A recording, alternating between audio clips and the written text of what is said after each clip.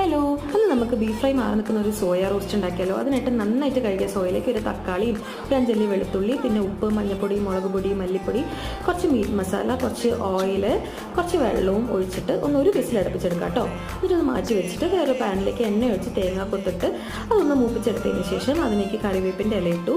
അതിനുശേഷം കൊച്ചുള്ളി തന്നെ വേണം. കൊച്ചുള്ളിയും ഒരു 2 പച്ചമുളകും ഉപ്പും പിന്നെ നമ്മുടെ ഇടിച്ച മുളകും കൂടി ഇട്ട് നന്നായിട്ട് മൂപ്പിച്ചതിന് ശേഷം നേരത്തെ മാറ്റി വെച്ച സോയ ഇതിനകത്തിട്ട് നന്നായിട്ട് ഇളക്കുന്നു. കുറച്ച് വെള്ളം ഒഴിച്ചിട്ട് ഒരു 2 മിനിറ്റ് ഒന്ന് വേവാൻ ഇട്ടു.